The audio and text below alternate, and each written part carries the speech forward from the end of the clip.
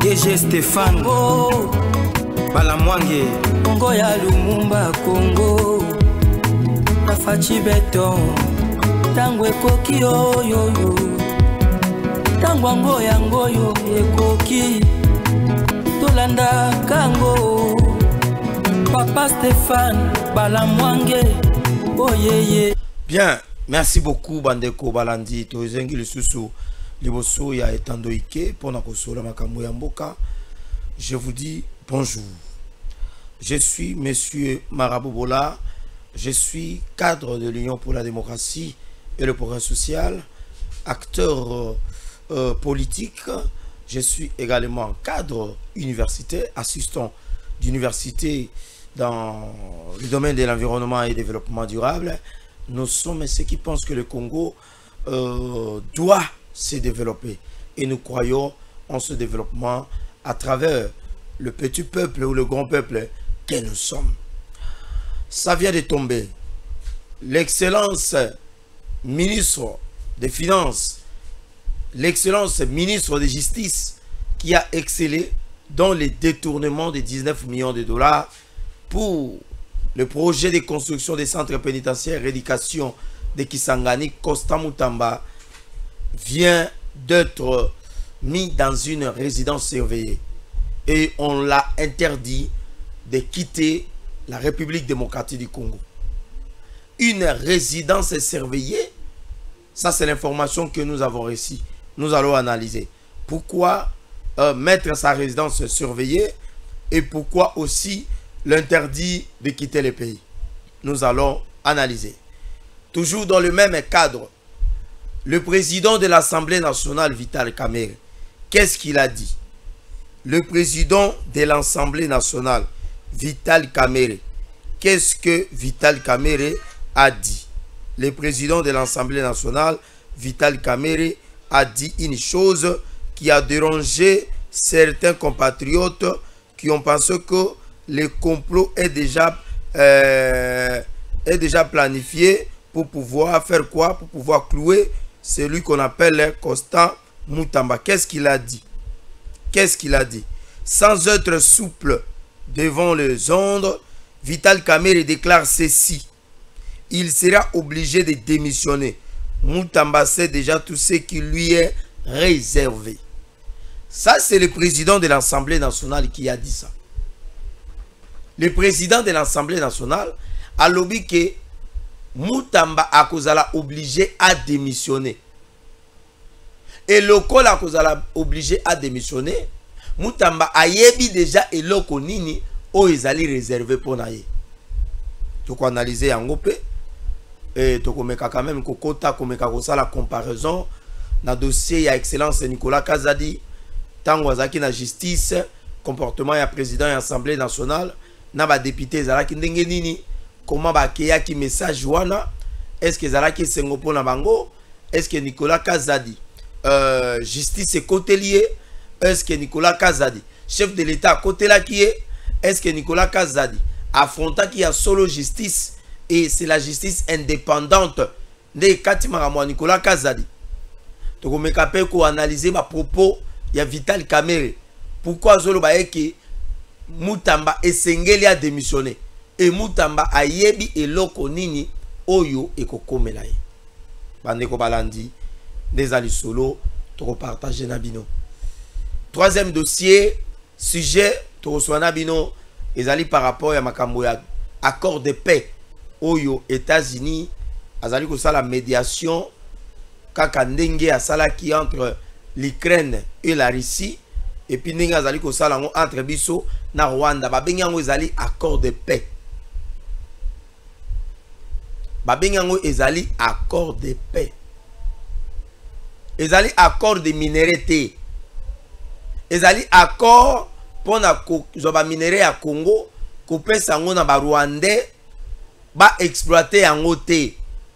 Ou bien américain ba exploiter na Congo ba tinda ngo na Rwanda ba kende ko valoriser yango kuna ba raffiner kuna nde ba tinda ngo na États-Unis te ba benga ngo ezali accord de paix. To meka ko analyser to ba avancer ezali nini est-ce que envoyé spécial pour le compte de la représentation na niveau ya Afrique, monsieur Boulos Massad, est-ce que azali ko évoluer malamu, empêchement ezali nini, handicap ezali nini, léa ba problème ezali nini? Est-ce que Donald Trump a porté les sous makambo itali ba accord de paix na niveau ya Est dans son cœur? Et puis na kati neto ko so l'appel les sous rencontre entre Cyril Ramaphosa, le président sud-africain, lors de sa visite aux États-Unis. Donald Trump bakutanaki ba sololi. Et tango baza ko solola, de sikoyo Massad Boulos oyazali envoyé spécial. Il y a Trump pour le compte de la représentation Afrique, azalaki présent pour na kopesa ba avancer na makambo etali kimia na monyele ya ekolo Congo. Et na kati wana de tokomeka quand même ko analyser ce qui se passe et tout. Et tokomeka pe ko kota muke na makambo etali la position ya Qatar, position ya Doha. On apprendra que le Doha ne veut plus porter le Rwanda dans son cœur, parce que le Doha est en train aussi de voir que M. Kagame azali reproché na makambo etali ba détournement ya ba aide humanitaire. M. Kagame azali reproché na makambo etali ba tuerie, makambo etali ba violation ya droit de l'homme. Et puis le Qatar azali komona eke partenariat o asali yango na Rwanda esengeli à se retirer pour na kolukako se concentrer na nouveau partenariat oyo azoninga ko signer na République démocratique du Congo. Alors pourquoi le Qatar ne veut plus alors qu'on continue collaboration na Rwanda, alors que Rwanda azalaki partenaire privilégié na traditionnel et archaïque oyo basolaka déjà depuis kala. Et pourquoi ce choix? Et là on y a la motivation ya Qatar à abandonner, à couper ba partenariat na ye na makambo etali accord de paix. Est-ce que Qatar a dessus na comportement ya ba M23? Est-ce que Qatar azali dessus na comportement ya Kagame oyo ndenge basenga kieke a retirer ba troupe na ye yazo continuer kaka kotika ba troupe na ye? Qu'est-ce qui se cache? Alors bandeko balandi tokomeka quand même kosolola biloko wana. Mais avant tout naza kopesa bino mbote et nalingai quand même na porto babengaka soutien na ngai ipana gouverneur ya province ya Okatanga, monsieur Kiabula Katwe. Je ne le connais pas trop, je n'ai jamais été avec lui, je n'ai jamais bouffé même son 100 francs, son 10 francs, je n'ai jamais mangé ça. Mais dans le cadre ya mosala biso to ponaka ba valeur ya mboka, soki toza komona ke moto moko azali victime ya injustice, biso to yaka pona ko soutenir ye. Tozali ba jeune toza na kati ya politique, tozali ko aspirer na ba poste ya responsabilité. Et sur le plan médiatique, ndenge tozali ko accompagner mboka na tata mokonzi na makambo za ko sala, to kokite kotika mabe moko bom ya motane ya moindo ekei ko vanda nelamba ya pembe et vanda e continuer ko bebisa tina sengle ya kati. Le gouverneur Kiabula Katwe azali moto oyo biso toyebi azalaki na PPRD, azalaki na Kabila, a servi mboka à travers Kabila. Tango Kabila kei ye azwaki mokano ya kotika Kabila ya koya ko servi mboka sima ya makanisi ya tata mokonzi ya ekolo. Ezali lokola mwaso azaki na libala ya liboso atiki abomi libala wana amoni eke mobali wana za makambo malamu te abotisa ebana sundola ye nde ye aye koya siko kozwa mobali ya mibale oyo amoni eke bakovanda malamu epi akobatela ye akohonore ye mwasi wana andimi kovanda nde ezali makambo oyo ya gouverneur Kiabula Katwe. La province di Okatanga oyo ezali fief traditionnel et tribal ya Joseph Kabila. Tala M23 na AFC ndenge bazali kotambola na niveau ya Est. Bato ebele balobaki eke Kiabula Katwe azali ko collaborer na Nanga pona koluka kokweisa province ya Okatanga. Balobi eke Kiabula alembongo ya Kabila.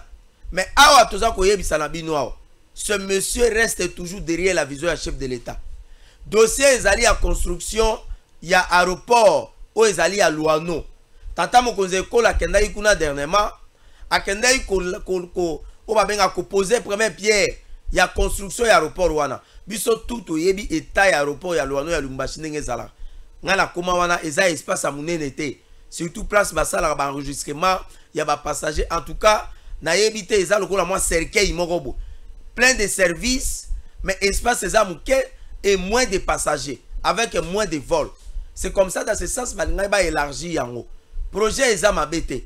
Mais sikoyo ba keko lobake comment Kiabula akokende kozwa un projet oyo ezali appartenait à collaborer na M. Kagame oyo na kati ya projet wana ye azali na 75%. Biso tolobi bo, ce n'est pas le cas. Le projet ezali na ministère ya tutelle ou ezali ya ministère ya transport national ezali ya kulutu na Jean-Pierre Bemba.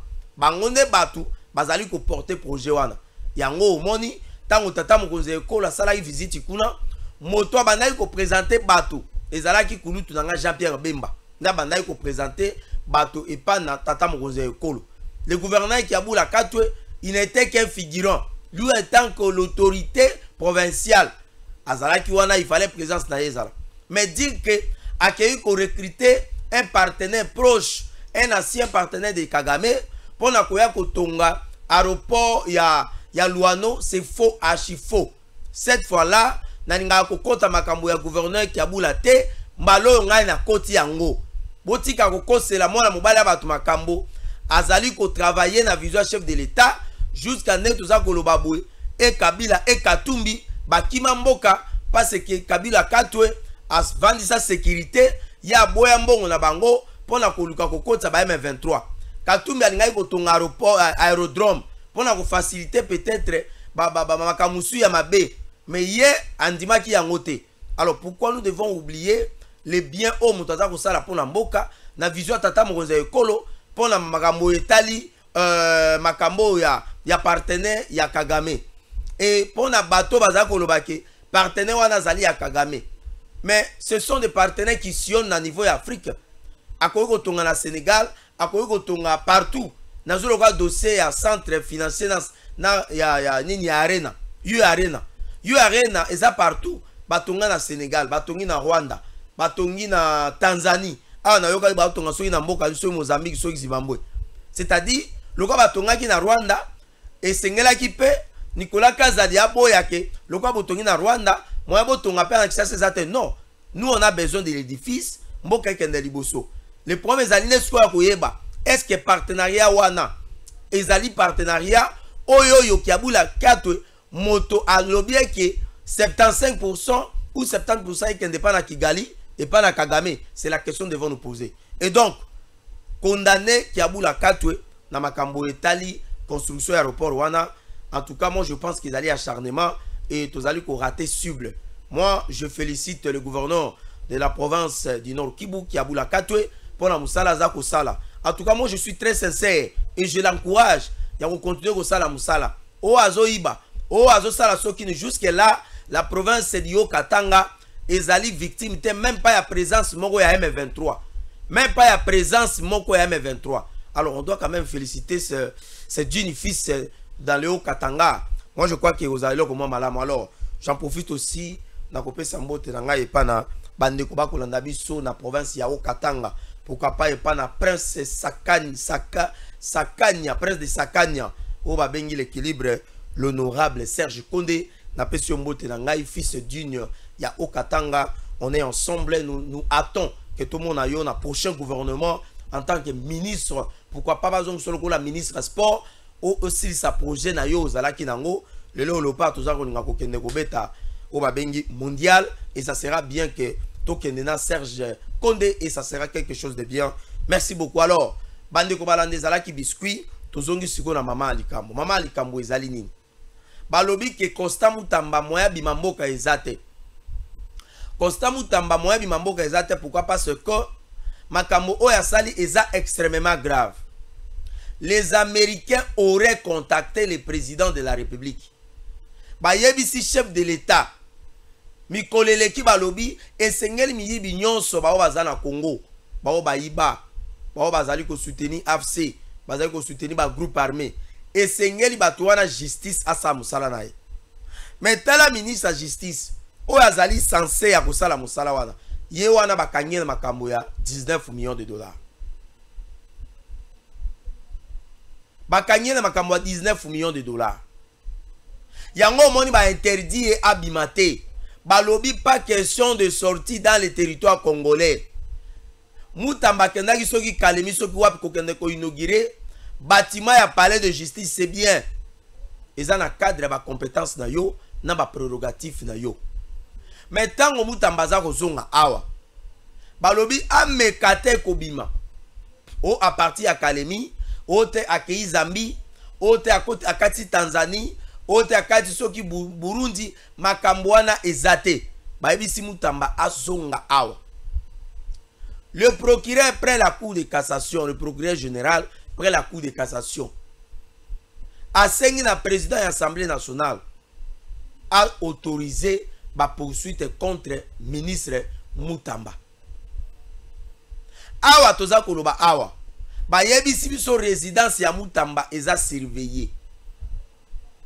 Ba yebisi biso résidence na ye ezali sous la haute surveillance. Parce que tentative o ezalaki ya kobima mboka Moutamba za déjà na kati ya ko réfléchir. Dans ce linga ko sundola gouvernement abima zo avion akende.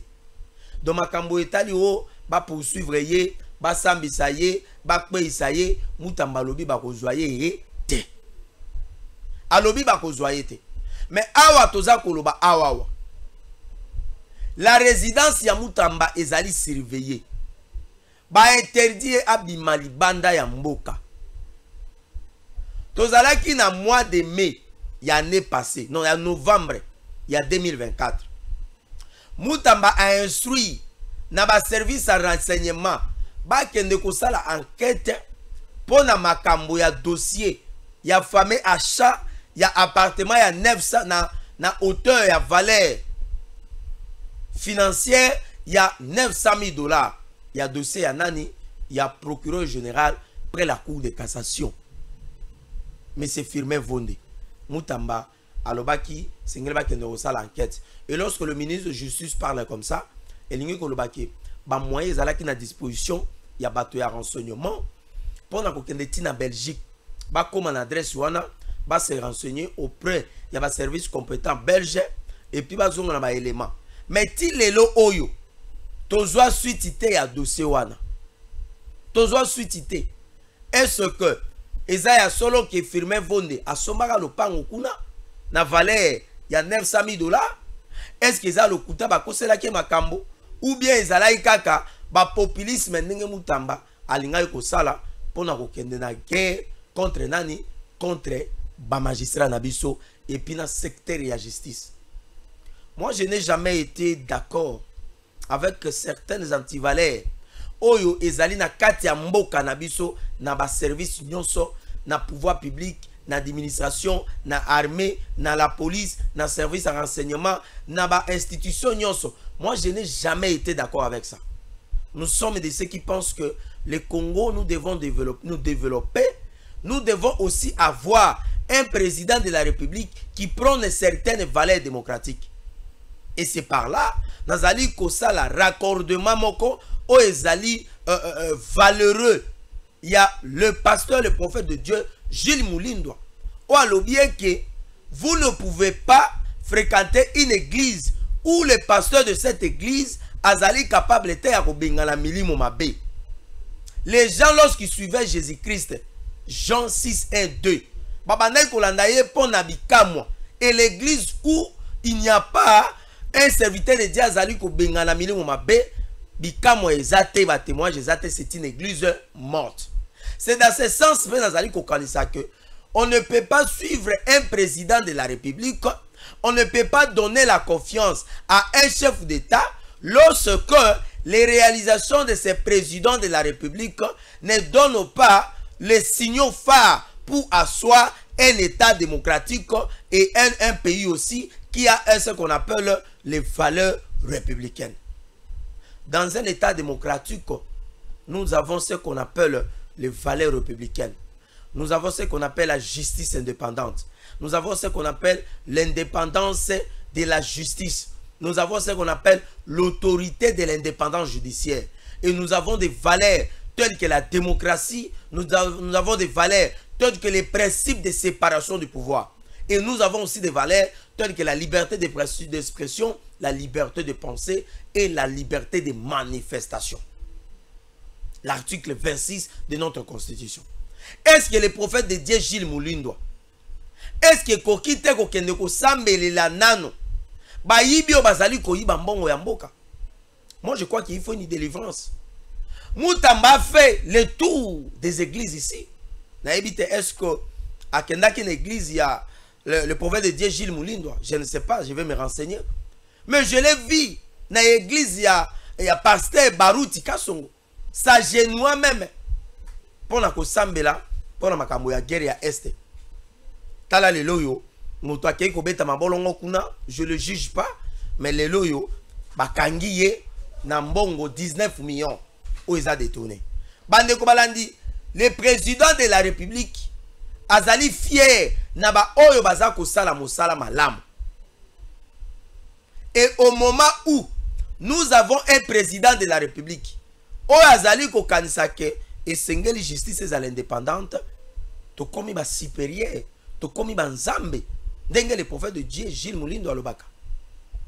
Mutamba kwe na kata nini oyo résidence surveillée moya bima ezate interdiction formelle ata na biti ya na maluku mutamba babi moya koma kuna ezate ata kaka na biti ngobilao soki bomoni mutamba na biti ngobila bo signaler ba service parce que azolinga akima braza toyoka ono akatisi ebale ya Congo akei. Lorsque mutamba kolinga même kokatisa ta fleuve ya pamba, même les poissons du fleuve Congo vont s'en charger na dossier oyozali ya détournement ya 19 millions. Na lobi boy, soki mutamba a osé le courage de quitter le territoire pour na ko saboter processus ou procédure ndenge Vital Kamerhe annoncé, même les poissons du fleuve Congo, même l'eau du fleuve Congo et qu'on s'acharner et qu'on s'acharger contre Mutamba. Dans le but que Mutamba non, on n'a pas besoin de sa mort. Et nous, on ne peut pas préméditer la mort d'une personne. Bambisi ya Congo, bakozwa Mutamba, bakozongisa ya wana Kisasa. Je dis bien, soki Mutamba ameki kozwa kano rapide, akatisa braza akima. Les poissons du Congo, bamonganza, bamboto, bamongusu, malangwa, bangolo, bakomela Mutamba, bakoya ko sanza e awa na biti ngobila awawa et tokozwa e wana tokomemaye devant la justice. Parce que même bambisi ya Congo bakoloba babino, ce monsieur est en train de fouiller avec les 19 millions de Congolais. Et les poissons là, ils vont faire le quoi basalaka na Jonas na Biblia. Na Ninive kuna. Bakomela Mutamba, bakoya ko sanza ye na biti ngobila. Bande ko balandi, résidence surveillée. Mais pourquoi bâtir une résidence surveillée? C'est parce que ce monsieur est en train de faire des manœuvres dilatoires. Est en train de faire des manœuvres dilatoires afin de s'échapper. Parce que le col azali na ambition. Yakokoma président de la République. Mutamba Banaï Komibenga déjà les futurs dauphins du chef de l'État. Voilà ces jeunes lumumbistes. Oya sali promotion. Ya le bien que Ngai Nazali l'incarnation ya Lumumba. Mais voilà l'incarnation de Lumumba qui est citée dans le dossier de détournement. Est-ce que Lumumba avait détourné? Non. Lumumba a fait preuve de valeurs démocratiques, de valeurs nationalistes, des valeurs de nationalisme. Voilà. Les valeurs nationalistes et les valeurs du nationalisme. Lumumba n'a jamais détourné même un seul dollar dans les comptes du trésor public. Mais comment celui qui est l'incarnation de Lumumba est cité dans le dossier de détournement de 19 millions. La fois passée, il y a un triangle de fameux détourneurs dans ce dossier de Zion Construction pour la prison de ces PRK de Kisangani. Le trio la tête de la courbe ou la tête de cette pyramide, c'est M. Gilles Alinguetti. C'est M. Gilles Alinguetti qui est au-dessus là-bas. C'est lui qui conçoit tout. De l'autre côté à gauche, nous voyons M. Moutamba qui est ministre de Justice. Et de l'autre côté, en bas à droite, nous voyons qui cette dame qui est Ange Aurore Inamaro. Madame Aurore Ange Inamaro, d'une nationalité burundaise d'origine, mais d'une nationalité canadienne. Maintenant, dans ce triangle-là, il y a Alinguetti qui avait monté le projet en mettant en place une construction. Et cette construction a été mise en place et gérée par cette dame qui travaillait au niveau de la Rang Bank. Madame Ange Aurore Inamaro. Et sengeli bana ya classe bakanga ba kombo toza kotanga parce que zali ba kombo oyo ya bato basali ba antivaleur ba boy ba tongela bango ba école ba yibi mbongo ya mboka. Voilà ce triangle là, ce trio de détourneurs. À la tête monsieur Alinguetti qui est allé à la retraite, de l'autre côté monsieur Moutamba ministre de justice, de l'autre côté en bas ici de côté droit madame Ange Aurore Inamaro. Alinguetti qui conçoit tout, qui met en place l'entreprise. Et ensuite, c'est le ministre de Justice qui va maintenant mettre en place la pression pour la mise en place d'un projet de construction de prison de Kisangani. Il va exposer, présenter le dossier au niveau du Conseil des ministres. Le président de la République, avec le premier ministre, Mme Toulouka Souminois, vont accepter la construction de ce projet. Et de l'autre côté, Moutamba qui va demander à cette dame de préparer déjà dans les comptes du ministère de Justice de mettre déjà 19 millions de dollars afin de pouvoir kotonga prison. Maintenant, lorsque Moutamba va présenter ça, va demander le décaissement, l'approbation pour un décaissement des fonds pour la construction et le lancement des travaux de ces prisons-là, de cette prison, la première ministre va dire non. Ce projet n'a pas suivi les cours, la cour normale. Il y a trop d'irrégularités. Violation des lois sur la législation sur les passations du marché public. Violation sur l'existence de la durabilité de cette entreprise de Zion Construction. Et puis de trois, les manques d'urgence. Parce que Moutamba faisait ça comme un projet d'urgence. Maintenant, le membre du gouvernement, qui est le ministère des Finances, voilà au finish, le concepteur qui va maintenant mettre la pression sur le ministre de la Justice, mais et ensuite, Moutamba va instruire à cette dame qui est la copine, la concubine, je dirais bien, de M. Alinguetti, afin de pouvoir faire quoi? De pouvoir prendre l'argent dans les comptes de Rang Bank et aller mettre où? Dans les comptes de ces comptes-là, sécrétés de ces comptes secrets. Et le ministère des Finances, qui jouit des présomptions de l'inicité de tous les comptes dans chaque ministère, afin de bien gérer ça, ne va pas reconnaître ça. Voilà Moutamba Akbe, Nakati Lokoyo. Trio Oyo, Lokola Tosala qui pression, que le procureur général près la cour de cassation Firmin Vonde a instruit action contre Moutamba. Tolongi déjà Bitumba Liboso. Deuxième Bitumba, Etikali a concepteur, le maître de double de mer, comme les pharaons de tous les détourneurs, mais c'est Gilles Alinguetti.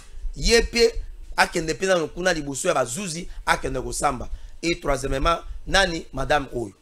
Alors, Monsieur Vital Kamerhe, président de l'Assemblée nationale, a lobbyé que Moutamba a démissionné. Et a yebe logoni kokomelaye. Est-ce que na dossier ya Kamerhe, Vital Kamerhe na dossier ya Matata, Vital Kamerhe alobaki nini? Matata zali député national. Ba député nationaux bazali na ba immunité na bango. Il y a eu des racambolesques, il y a eu des démarches, il y a ba français ya minene oyo kozwi ça même dictionnaire. Na bato basala dictionnaire batikala jamais koyoka ba moana eleka bango bongo. Mais bango ba employé qui yango pour défendre Matata. Au finish, il a induit Matata en erreur.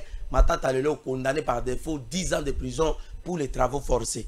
Mais c'est Vital Kamerhe, président de l'Assemblée nationale, a yoki dossier à Moutamba Lobi, Moutamba Sengela Sanini a démissionné. Est-ce que Zali complot Oyo Kamerhe Azanango vis-à-vis à Moutamba? Est-ce que c'est parce que Vital Kamerhe Azali n'a pas ambition à postuler après le président Tshisekedi? Alors le col à Moutamba Pe Azala n'a pas ambition ya kokoma fiti président de la République d'offrir chef de l'État. Est-ce que Vital Kamerhe a monné que Zali occasion pour na sacrifier ko clouer Moutamba? N'est pas question au biso de comme tourne. Ba question to mi tourne ngwana. So les abongoté. Mais pourquoi le dossier de Moutamba y a tanga on aperçoit avec beaucoup de joie, avec beaucoup de noblesse? Est-ce que Vital Kamerhe a besoin de livrer Moutamba? Parce que Moutamba le barango depuis Kalake, les futurs d'offrir le futur président de la République Zanani et Zaïe. De l'autre côté, tous les magistrats, bah oh Moutamba kenana bango, bah benga na bras de fer. Est-ce qu'ils vont lâcher Moutamba? Na katia arsenal judiciaire na biso, tozali na ba papa, oh ba saleli mboka, tozali na ba procureur généraux, tozali na ba PGE, tozali na ba tozali na secrétaire général et ministère de la justice au kulutu na na pesi mbote, tozali na batubeli, ou ba servir mboka na biso. Ce qui justice a quitté le Congo serait une jungle, mais grâce à la justice wana, les lots tozali quand même côté ni, ba sambi si bato ba yibi bambon. Alors le loyo Vital Kamerhe alinga sacrifier Moutamba parce que yepe azana katia kokanisa que c'est le futur d'offert. Monsieur Vital Kamerhe, vous n'êtes pas le futur d'offert. Détrompez-vous. L'IDPS, nous allons gérer ce pouvoir pendant des années. Tout ça là 10 ans, ça ne sera pas le cas. Tozo kende na ko chiter, maître Gims Pesanga 2 minutes. Na lingina lo ba makambo ya sécurité à est. Les deux parties entre le Rwanda et le Congo après la signature des principes des accords de principe na niveau ya États-Unis Washington, le Rwanda na RDC chaque partie batindi ba projet na bango de paix. De côté du Rwanda, a sengi la radiation, a sengi bazwa ba Rwandais d'origine congolaise o bazaka na Rwanda libanda mboka bazongisa bango na Rwanda, ba pesa bango mabele na Rwanda. Vous sentez là le projet à balkanisation. Tango bakozwa ba Rwandais wana, baza soki wapi na ebité d'origine congolaise. Na ebité so eza ba outu Congo, ba outu Rwandais, non ba outu congolais nenga lobaka na ba Rwandais d'origine congolaise, bazongisa bango oh non, tous en place à kotia bango ate, bo pesa bango Nord Kivu, ba vanda wana. Et c'est le projet déjà de la balkanisation. Ou azo préparé en haut déjà. Et de Dieu à sengi la radiation et puis l'éradication, voilà les termes.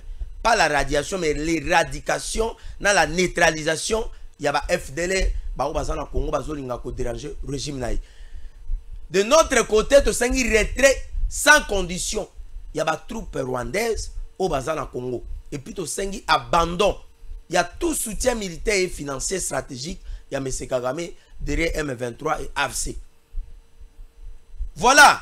Maintenant, dans ces deux projets, Oyo parti congolaise, na parti rwandaise ont envoyé. Où est la place que chacune des parties ont placé pour la valorisation des minéraux? Ou la vente de nos minéraux, soit à travers le Rwanda, après son exploitation dans le niveau du Congo. Bino banayi koloba ono Tshisekedi ateki mboka. Mais tel accord de paix, yangwana ezako ya. Accord de paix ezako ya, batindi yango déjà dans les États-Unis. Donc tu te comme le 15 je crois que le 15 juin, accord wana de paix kozala signé entre le Rwanda et la République démocratique du Congo. Le Qatar yo wana asundoli bakamu ya Rwanda lobi aza insolvable. Le président Kagame, c'est un homme têtu, c'est un dictateur, basenga qui a retiré ba troupe naye. Comme ça, le président Tshisekedi, Bagota la nengeni ni po ba neutraliser ba FDL, nenga lo bagawana. Lui, il n'a pas attendu ça. Donc, awa déjà tout le baké makamouza akobeba. Alors, mesdames, demoiselles et messieurs, j'aimerais que ces soi-disant journalistes, ces soi-disant journalistes qui accompagnent les M23 et l'AFC puissent aussi quand même faire la promotion des fameux accords que les Rwandais et la République démocratique du Congo ont proposé aux États-Unis d'Amérique en ignorant les principes de valorisation des matières premières entre la République démocratique du Congo et le Rwanda ou sous les labels du Rwanda. Parce que vous avez fait trop de bruit que Tshisekedi a vendu le pays, Tshisekedi a bradé l'avenir du pays en bradant nos minéraux pour avoir la sécurité et protéger son pouvoir. Talayango, projet de paix Batindi, nulle part on a présenté ça.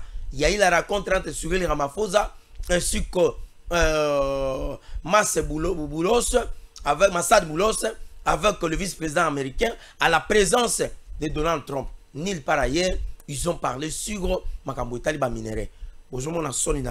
Alors, nazolinga ko pambola papa na ngai ya molimo, na pamboli papa na ngai ya molimo, na lobike papa na ngai ya molimo Gilles Moulindwa, le docteur, prophète de Dieu Gilles Moulindwa. Nzambe ya pambola yo parce que lelo oyo batebele bazako bikisama, c'est une église qui fait preuve, il y a présence, il y a Saint-Esprit, il y a présence et Nzambe parce que église oyo ezali ko sala bikamwate, église oyo kendaka ata lianzi ya pamba elimwate, église oyo kendaka ata moto ya pamba okoti bo babondeli pona obikite, église oyo kotaka mokosa ya pamba okoti na église obimi na mokosa, eza église te wana ezali masangani, ezali ba asbel, ezali mayangani.